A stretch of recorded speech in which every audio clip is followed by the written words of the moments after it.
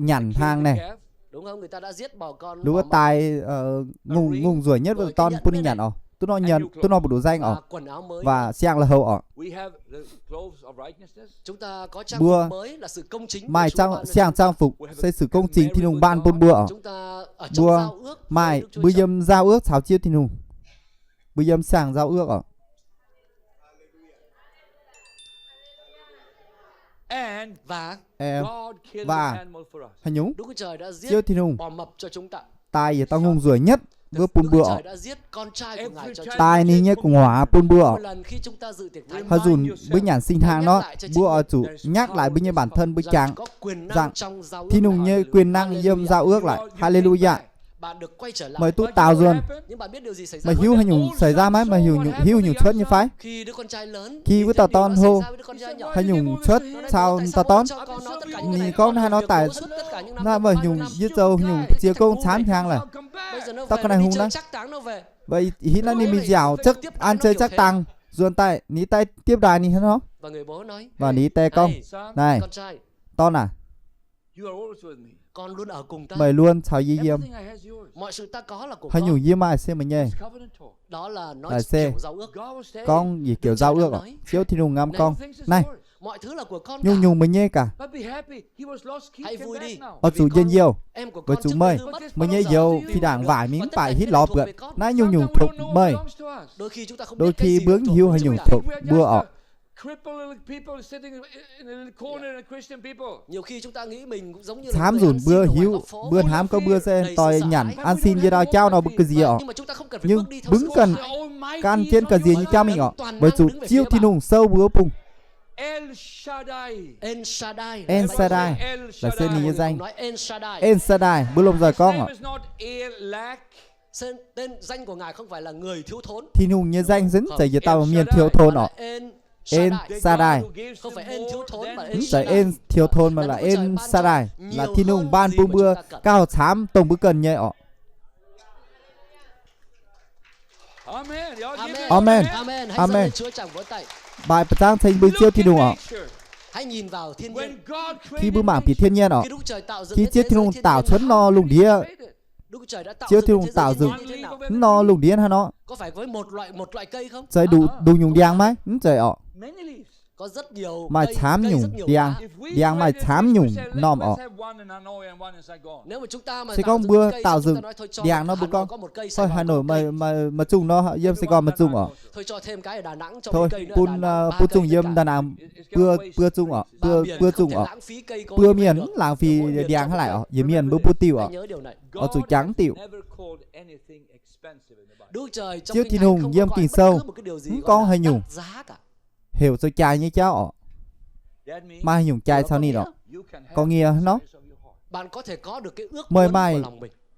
dù mới mai mình nhé mày ước buồn mình nhé hiếu hẳn sầu như cháu ọ Tôi mà trông non đợi hoi có một ngày khi như bạn sẽ chung nói, đợi mà nói thôi mời con chào mừng ông đến với căn hộ của lấy tôi trình mày That God mày has ta said, tham như căn mà hộ Đức Chúa Trời đã ban cho mà tôi. chiếu thiên hùng thấy "Welcome phu to bún drive gì a mine motorbike." Hoặc là chào mừng ông hoặc đến là lái lấy cái xe trình máy mày của mà tôi. ta là như chia ọ Amen. I said amen.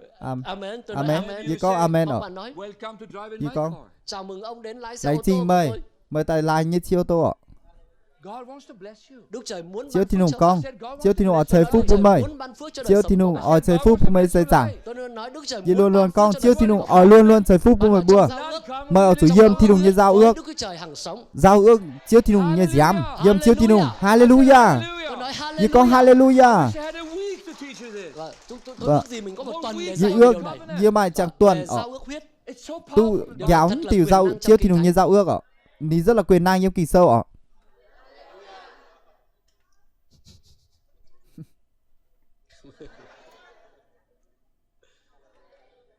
But that's the tip. You see, oh, Như bạn nghĩ, I will ô talk about mình God. ham tôi nói về Đức Chúa Trời. như con thảo chiếu thiên hùng Cho tôi cái gì đó thật lớn. sẽ bút như hành nhung rất là hô ạ Đức Trời có thể cho các bạn cả những chiếu điều thiên hùng nhỏ. có thể pun mày bữa nhung nhung liềm I've hô told liềm phai ạ this story to you many times. Some of you know it. Tôi đã kể câu chuyện này nhiều lần. như con nó một số câu người trong chám các rồi bạn nhỉ đã But when I got có thể married with my bữa beautiful wife, một số Khi miền mà hán tôi, nó câu ạ cưới cô vợ xinh đẹp của tôi khi dưa lẩu như ao rồi canh này tôi xin lên nhà long time, lâu lắm rồi, rất là lào ạ I started to travel.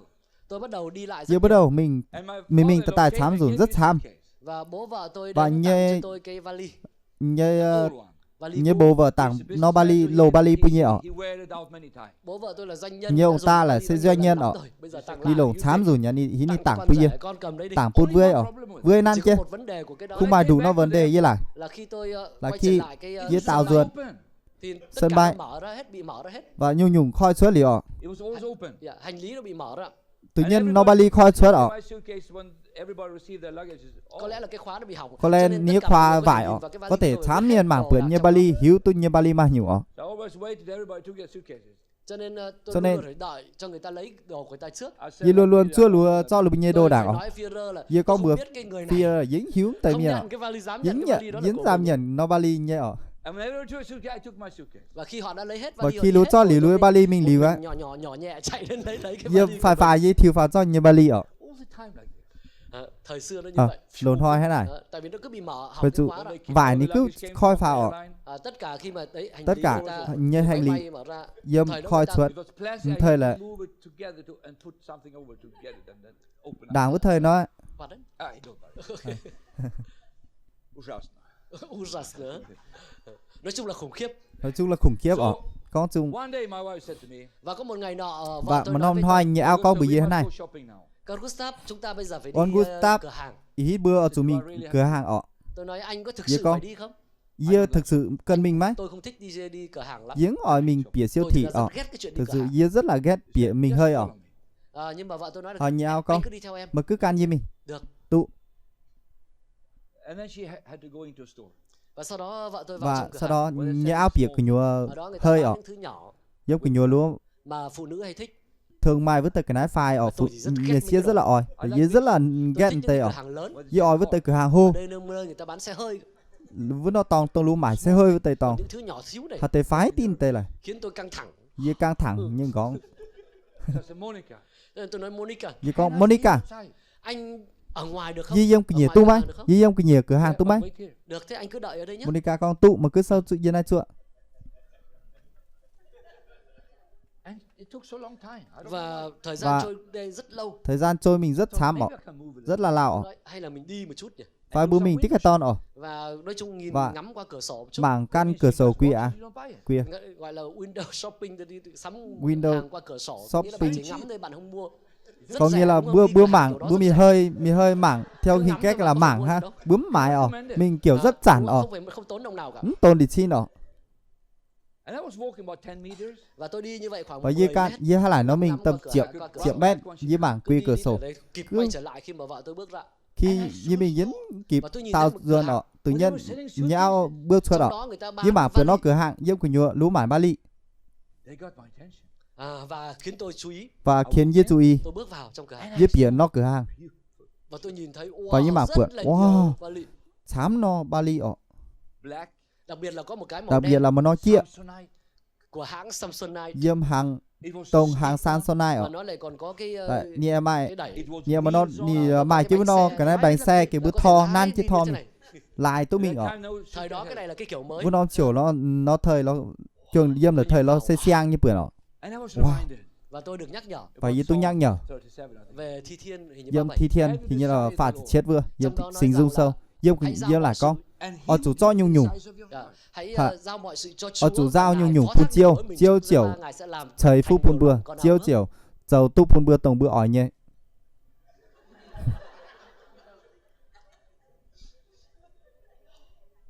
My heart was knit to that heart. Lòng của tôi là rất hướng Nhé về cái vali nhớ này. là rất là hương biển nó Bali I ọ. need a new suitcase. Khủng thám Tôi thật nó cần Bali một ha. cái vali mới Ye thật cần mà. nó chẳng Bali chiên mà. I bow myself down. Cho nên tôi quỳ Cho nên xuống Ye quẩy And dịa I looked upon the price tag. và tôi nhìn vào cái giá Phải Ye trên cái vali đó. mảng biển nó Bali And nhé the spirit of nhàn depression came upon. mảng Thần áp chế giáng trên tôi.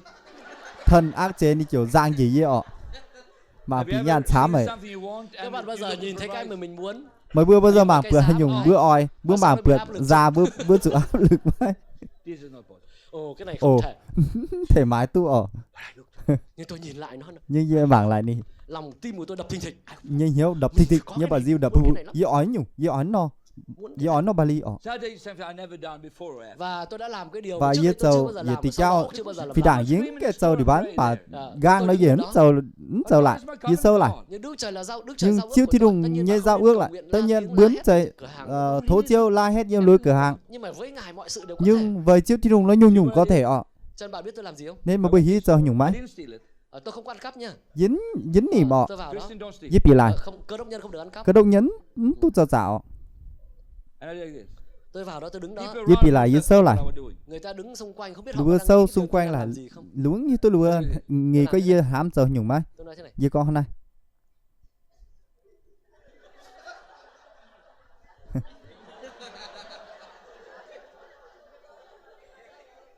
That means, Điều đó có nghĩa là Father, Thì cháu còn Cha nghe nó. ơi, Te I à? want, can you give me this with me? Chúa cho con cái này Te được không? pun ye tu mai. Father, Son, and Holy Nhân Spirit. danh Pun Cha ye Con và nánh. Thánh Linh. Amen. Ye nhân danh thiên nung chào sinh linh. Amen.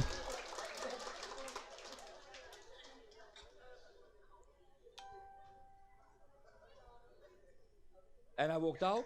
Và tôi đi ra. Và I ye didn't mình say xuất. anything more, okay? Tôi không có nói gì cả với Giếng con đi à nhung miêu mơ tỏi. Tôi đi ra vừa đúng cái lúc Ye mà cô xuất bước ra khỏi. vừa đúng với lúc nhau Và xuất các khỏi bác nó bánh to. trứng này có thích không? À, Thích à? can đu sắt Thích lắm. mời sâu là oi như phái ye có oi. Tuyệt vời, đợi em Tuyệt ở vời. đây, đợi em ở đây tuyệt vời. Tu ye nai chua mời Amen. tuyệt vời. I didn't- Amen. You see, when you talk to God, Bạn thấy khi bạn nói Mày với hiểu. Đức Trời, don't talk to Khi other mà people con about chiêu it. thiên nung đừng có nói với người khác về điều lúc đó. con tí cháu kêu pệt lan If ọ. I come to Amen. somebody and say, "Oh, Nên tôi đến với ai đó mà nói ôi Này ye very kiểu áo đô nice mời con. shirt you have. áo sơ mi Ôi, đẹp quá mi nhỉ? áo sơ mi ruồi ọ. Oh, I wish I had one of that." Ôi ước gì mà tôi Ôi, có cái áo này ye giống ước thế này. mà tới lui tháng nay ọ. Đức tin cái đó là Là đi xin điều sẽ đức khiển tin người là khác. sẽ mi điều khiển pệt lan ọ. Giấy nhé. God. Chúng ta nói với Đức Chúa Bữa Trời. con chào bi chiêu thiên Tôi nung. nói chúng ta nói với Đức Ye Chúa con Trời. bữa ở chỗ con chào chiêu thiên nung. Tôi không nói gì với ai Bởi cả. sự giếng One con bữa week tao cả. later, Một tuần sau, Đúng I tuần am sau. in a city called Helsingborg. Tầm tuần sau. tôi đến một cái thành phố có Ye tên mi thảo là nó thành phố mai tên mai bữa 500 kilometers from us. khoảng cách chúng tôi khoảng khoảng 500 cách trung cây. tâm khoảng pia pe. And I'm Cây on my cây way sổ into to service to preach. Và tôi đang trên đường đến Và buổi ye nhóm ngam để chuẩn bị giảng. giảng cháu trên đường mình buổi nhỏ ở mình chun tổ ọ mà y cô sâu nít lại. Còn có sắp Can we talk? Ông cũng trò sâu chuyện với ông một chút được không? Nói con chuyện vào một chút. cho mày Hãy tí để- cả ton tu nói như chuyện phái. một chút. Có gì chuyện gì Is thế the này? problem? Con vào hay nhúng mai nhúng mấy Không không không.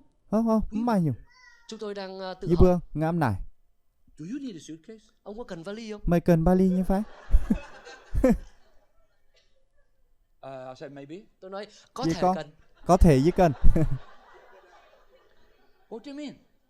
Thế ý nói là This gì? is Ê, only word ý in nó city and shop. có đỉnh con Buổi này. sáng hôm nay chúng tôi có đi thành Đom phố. view mình đi, thành đi phố. vào thành phố And và we View found phía God thành was phố. speaking to us. đi cửa hàng và chúng tôi View cảm mình thấy cửa là Chúa hàng. đang nói với To chúng buy View a cảm suitcase for you. là mua Con cho chiếu cái con bữa vali. ye ye bữa mãi ở mãi You nó have ba to ly put pun the mày. car here. Chúng tôi mua rồi để trong xe Ye hơi. mãi nhá ye không nhớ xe hơi với.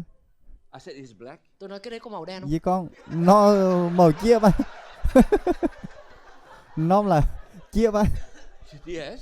Có màu đen. Is it Samsonite? Giày Có chia phải hãng Samsonite không? có giày hàng Samsonite má. Đúng. Giày Why do you ask? Sao ông lại hỏi? I just want. thấy ye này Hỏi thế thôi. này hay là hả? Mới nói này nó là ye này hay là Has it wheels on? Thế nó có cái bánh xe không? sao đi mà nó bánh xe má. Yes. Có. Mai Hard plastic? Màu nhựa cứng đúng không? nhớ cưng gì nhỉ? One more question. Một câu hỏi nữa thôi. Just one. Mà nó câu Chỉ hỏi một nữa. câu hỏi nữa thôi. Đủ Is chiều it a stick like this? đây này Có đủ cái chiều. kéo thế này You không? can open Nhưng mà it nó and drive kéo it. này má. Kéo đi từ Thôi thế này. suốt thò cho mình tu má. Cô vợ nói. Yes, it Nhiều is. con mai mai mai Cái mai. này của tôi, cái đấy của Nai tôi. nhơi nai nhơi. Như con nai nhơi. It's Cái mine. đấy của tôi. Nai nhơi It's mine. Cái đó của tôi. là sinh nhơi ở. And they brought it. Và Nó họ ba mang ly cái nhơi ở. vali đó Bà đến. lúa cho nó ba ly tật thả. Tôi nói. Với con. That's exactly the Đây same I chính showed Này, you. này. xác là cái mà Chính tôi đã nhìn xác thấy là ở cửa hàng ngày xưa. tôi Tôi Cách đây 2 tuần vừa đó. nói như mà bữa yếm cửa hàng cách đây y Trong cái cửa tuần. hàng đó. And Yếm nobody nó knew cửa about hàng. it. Và không ai biết về điều này. Phám mà thể hiếm tỷ chạo. Tôi làm thế này. Yết giờ hôm nay. If anybody said to me, Nếu ai đó mà Sẽ nói con với hạ tôi tàu con kiểu gì ạ? rằng không có Rằng Đức Chúa Trời, mà mai chiêu thì nùng. tôi chỉ cần nói với Với người cùng như vậy. con bừa hát này. Và Mời đi. hát này. Vali. I know. Tôi biết, Dê hiếu. I said I know. tôi biết rất chắc. Dê hiếu rất chắc chắn. Since that, my wife and I we have prayed for bigger things. Ngày hôm đó đúng ạ, hai Vừa vợ ngon chồng thôi. không còn cà phê Đúng cầu lại. nguyện nhiều nữa. Tự ý cô. Không có cà Chúng phê tôi ạ. cầu nguyện cho các dân Như vừa tộc. thố chiêu bùn giận. Amen. Chám dân tộc ạ. Amen. But we started with a suitcase. Nhưng mà bắt đầu Nhưng mà là bắt từ đầu vali, từ cái Từ nhỏ. nó Bali. Từ phải như Cho nên cháu. có thể nó là không Cho phải là nên điều lớn đối có với thể bạn. là tại vì thì hô thảo mời. Đối với Không tôi. phải rất là hô thảo ye vui nom chào hỏi dê hiếu. Khi Đức Trời nói, Khi chiêu thì nùng con. ta sẽ không bao giờ lìa con, Ye không sẽ bao bao giờ bỏ lời con. cô mời. Bao giờ quảng mời. Là Đức Chúa Trời đứng ở phía Chiêu thì nùng sâu. ta Ye là bữa đấng bụng. chữa lành cho con, Ye sẽ tỏ lòng bụng ta mời. là đấng cung ứng cho con. Mời ye Ta là đấng nhung bảo nhung vệ, ta là bụng mời. đấng Ye đỡ cầu mời. Ye diệu mời. Ye cầu tiên mời. Hallelujah. Bây giờ thì bạn hiểu. Nom chiều mời hiếu. Điều mà Phaolô nói là các bạn Hạt phải tiêu cháu mang lấy Phaolô gươm của con. Thánh Linh. Mời chủ nan chưa thì sinh linh như rủ ở. Bởi vì Đức Trời cũng Bởi nói chủ rằng ta chiêu muốn tiêu trao con. đổi vũ khí với con. Ye oi pun nghe vũ khí bụng mời. Nhớ kỳ dê. Kỳ rơi. Thành mời Giống bưng như kỳ rơi. Jonathan và David. Chẳng hạn Jonathan cái David ở. Chuyện đó không? bữa chàng I nó tell câu you mấy that story. Tôi nói các bạn chứ còn nhớ con câu mấy chuyện bữa mà ai không phải chàng hỏi thì á. câu mấy gì Everyone này say ạ Jonathan David. Tất cả mọi người cùng nói bữa ta Jonathan tao và con David. Jonathan cái David They made covenant with each other. Hai người lập giao ước với nhau. y tao lập giao ước. Jonathan gave his sword, his belt. Jonathan Jonathan chuyển cho David cái gươm chuyển của pun mình, cái thắt lưng của mình. David And they say hầu now hang we sao are rủ friends. ọ Và nói rằng bây và giờ chúng con ta là bạn bè. hít bữa sẽ bạn bè Đó là tình giao bạn ước kết bản như nó tình bản ọ tình bạn giao ước cháu tôi nên chiên That ọ means also Điều đó cũng có nghĩa thì cháu cũng có nghĩa là con cái của tôi nghe cùng ngoạ belongs to you. thuộc về anh. thuộc mời That means I will bless your Điều đó có children. nghĩa là tôi cũng thì sẽ cháu chúc có phước thể cho con thuộc cái là của yên anh And sẽ your chúc phước của mình và ngoạ cháu của anh. và We mình are phun covenant friends. Chúng ta là bạn Bữa giao ước xe- của nhau. bản giao ước ọ lan sao lan ọ To make a long story short, Để nói tóm gọn lại, tóm còn lại nó bạn biết mày hiu that Jonathan, rằng Jonathan á, rằng Jonathan lại bữa ông non chèo sau hổ đó bị qua đời sớm sau đó ni tả diếu ọ you know that Saul hated David. vì là Saul rất vì ghét là David. Saul rất là nấu David ọ Jonathan and David had a covenant. Nhưng mà Jonathan và nhưng mà David có Jonathan giao cái ước. David ni mà giao ước And Jonathan had a son. Và Jonathan có và một cậu con trai Jonathan mà tao ton tên là Mephibosheth. tên là Moses ọ Mephibosheth Và khi Mephibosheth và khi Mephibosheth cậu bé and his Sự pháp father phải nữa. died, và Jonathan. khi Jonathan và bố khi của cậu bé này qua đời, Jonathan ní tay quía thì tải ấy Mephibosheth His nurse thought cái người bà vú À. nuôi nghĩ David bữa will tao come cù after ủi us. vừa David chắc Khám. là sẽ theo đuổi. David is chắc king chắn là of chủ Bây giờ David là vua rồi. và chủ And hít David my cháu grandfather hated cháu David hùng nhỏ when he killed him, so now he và will kill me. Ông của mình thì rất là ghét David. bây giờ chắc ông bây rất giờ là ngôi vua nấu thì David là chắc chắn sẽ hít giết mình. David là chắc chắn là chủ nó Nhưng ở tai ni đó. Mephibosheth không biết về Between giao ước nhưng Jonathan về and David. giữa Jonathan và David. So his với nurse một take sen him như and tuần run nó giao away. ước Cho nên dườn cái người, Jonathan bà cái vú nuôi David nó đó bế cậu và và chạy. She falls ní down như and vù nuôi là Chạy như vậy. tỏ chứ Bị nịt thiêu ngã ạ và cuối cùng làm và cho khi nịt khi Mephibosheth bị rơi và bị liệt. điều A little chủ boy. về một set ni chủ He's bài carried ọ to a place như called tao quá Lodebar. Và được À. đưa đến một cái nơi được gọi tú là to mi tháo với nó to Lodebar. Lodebar. nó đê ba ọ Means no mi tháo nó pasture, to no ọ green. Lodebar có Lodebar có nghĩa rất là khô hạn, rất là không có gai cỏ, ọ rất là mải khô hạn. piêu nó to rất là And khâu they had ọ a house. Và Và cậu ấy ngồi ở một cái ngôi nhìn nhà chuối nhỏ chơi bé, với nó piao vào vài Afraid. sợ hãi. làm When gì ọ is David coming and take Lúc me? nào thì David sẽ đến để hạt bắt mình sản đây. David ta cho yên ý His nurse said, "Be careful." Cái người vú nuôi nói cẩn thận nhá. bữa tao cu ui là có cẩn thận đó cẩn thận đó David nguy hiểm ấy ọ Ờ, ờ ờ, ờ ờ. ờ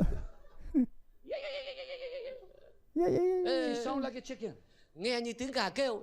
hang trai gái nó ọ Be careful, David come take you. Cẩn thận nha, David sẽ đến nó bắt mày đấy. cẩn thận á He David worked all his life ni in ta the cho mày á Và suốt cả cuộc đời của mình Mephibosheth được và lớn lên chàng trong tỏi sợ hãi. về một set là dân chứ cảm gì như tao ọ Có một ngày David Mà đang ông ngồi hỏi. và nghĩ thế này. David ngắm dưới chứ Is nghĩ there này anybody from the house of Jonathan? Còn có ai thuộc Ờ. về nhà Jonathan không em nhỉ? ai Then ta I thuộc can bìa bless because we made a Jonathan covenant. như tao Có mấy thể chúc phước bởi vì Dĩ chúng có thể ta- chúc phước bởi mình chủ và Jonathan đã dĩ lập kiểu giao ước với nhau. Jonathan lập giao ước Người ta báo lại có một cứ con bao trai lại con mà nó tao bị liệt. hòa ni chủ liệt Nó đang sống ở vùng kia. ni ngay Tell dương him vô to vùng get him here. Mang nó đến đây, dẫn nó đến đây. cho ni When you tài come home, you can to read ni it ta in the tháo Bible này yourself. Về nhà các bạn có thể đọc câu chuyện rồi trong piao Kinh mà Thánh. bữa có thể tốn nó cơ dâm kỳ sâu à Và They sent Và- a limousine. người ta nếu đưa bữa người đến to miền ta để thảo đưa Mephibosheth về to về một set ruột ọ Mercedes coming. và xe Mercedes mà đi đến đợi. Mercedes mi thảo to And the nurse said, Và cái người bà vú nuôi nhìn bữa thấy. tao cu ui nín mà bượt Ôi bây giờ người ta đến để giết ôi mày lúc ta đây. thảo tái mời nữa I told you all the time. Ta nói mày bao nhiêu lần chỉ rồi. con chia dùn nhá And they carry out the paralyzed boy. Và họ và bế cái đứa bé. lúc bị liệt hôm đó tao ra. quá liệt là Are you Mephibosheth? Bạn có phải đang là Mephibosheth mày không? mày thấy về một set mấy Wants to talk with you. David muốn trò chuyện với David ở con và chào mày He's gonna execute him. mày. Chắc là sẽ giết cái gì? chắc chắn là sẽ Bà tái vú nuôi gì nói. tao cu ui là con này I ran away with you. Trước đây là tao Phi đằng bỏ á. chạy cùng với mày. với piao kia mày Moses said, Tao bế mày đi. với Bây họ giờ mày thì piao bỏ chạy đi. Mephibosheth nói không. phía một xe con không Họ đưa Mephibosheth đến. came in the lúc limousine. tỏ về một Đi xe vào thảo cái xe Now limousine. this is called tỏ Gustav phía nó Frida. chia là bản dịch limousine tự do của Carl Gustav. này bản dịch tự do của Can Gustav ở There's Coca-Cola, Có Coca-Cola, mai Coca-Cola noodles. có mì, mai If mì you go tôm business class Khoai mì. được vào gọi đi là hạng túp bìa hạng thương gia luôn. thương gia luôn with the king, Đến với đức vua thao đức vua và Mephibosheth vào. đi bô xe bìa Mephibosheth người bốc mùi, so they điều say, về một xe shower. rửa Hiền tắm rửa chuỗi. trước đã. mi yên mi giáo xin đảo And then he comes to the Và king's tắm rửa table. xong, giáo xin liu Mephibosheth vào trong cung điện yêu xe bìa của nhiều cung điện và David bước vào và David bước bìa và nói: Are you the Con. son of Jonathan? Có phải Mày- cháu là con của Jonathan không? Vậy Jonathan như phun như phái. Vâng ạ. And you know, Vâng. and Mephibosheth thinks, Và Mephibosheth hẳn có nghĩ Why Thế phương mới sẽ thầm ní hám. tại sao mình lại ngồi ở cái bàn này? Bữa nay "Why quay do tốt they chuyến show nó me bàn such ní. a love? Tại sao người ta lại đối xử tử tế Lúc với này nó mình quay như thế đối này? xử tử tế Why này do ní you ọ. do this for me?" Tại sao ông lại Tại làm tất cả sao những điều này đối với tao tôi? ông lại cho Mephibosheth tất cả tại cháu David rose up vì Và một David xét này. hẳn là David đứng dậy, sau khi xin and show, vén cái áo lên và chỉ cho diễn lui phào. "Mark here, con có nhìn thấy cái vết cắt ở Mày đây không? bảng Father, bữa you nó had a với mark can like mấy. that?" Nhị biên Con lui có nhìn phào. thấy là bố con cũng có cái vết như thế này không? Mày bữa mấy tay cái máy Bố nó con vết mà mấy. ta Với đã chúng lập mấy giao tay ước kiểu với nhau. year dầu tôi nhìn ọ. From this day on, Kể từ ngày đó trở đi, Kể từ vun hoi trở mình. Mephibosheth không còn sống ở Về cái vùng mô mà sen. eat at this Kia nữa. table every Bây Dâm giờ chưa vun nó con tòng sẽ cả ăn gì cùng ạ. bàn với vua mỗi Ý một chả ngày. mày sẽ chào chứ vua nhản hà. Hallelujah ọ. Đất đai của con ngày xưa bây giờ sẽ được Thì đảng mình như đau lo. Kể Ý từ chản ngày trở tôi đi, nhận. từ nay này trở đi, Từ in con hoi cùng trở ta, mình. Mày sẽ con chào thuộc như nhà dâm. Lê. Mày thuộc phía nhà vua Và ọ. để tôi nói với các bạn Và này, với con bữa mày bữa ọ. khi Đức Trời lập giao Khi ước trước với thì nung bạn, lập giao ước xá mời. thì với thì Chúa Giêsu trên thập với tự Chúa giá, Giêsu bạn dâm chiếm cũng giảng được cha. bao gồm trong Mới đó. mới bao gồm mày kiểu bao gồm với lại Tôi ọ. nói bạn cũng được bao gồm Mày trong chỉ giao tu ước bao này. gồm với lại ọ. Bạn có thể có những điều Mày bạn có cần. thể mai hay nhung mày cần. Với chủ. Đức Chúa Trời Chiếu thì nung. đứng về phía Dâm bạn. mày ở bùng. Và tất cả mọi người cùng Và nói bữa ta tao con. Amen. Amen. Chúng ta cùng đứng nhau đứng dậy. Bữa lồm giò sâu chỉ xin ọ. Chúng ta hãy giơ tay hướng Bữa lồm về giò Chúa. sâu bữa sung phật bữa phá chiếu thì nung ọ.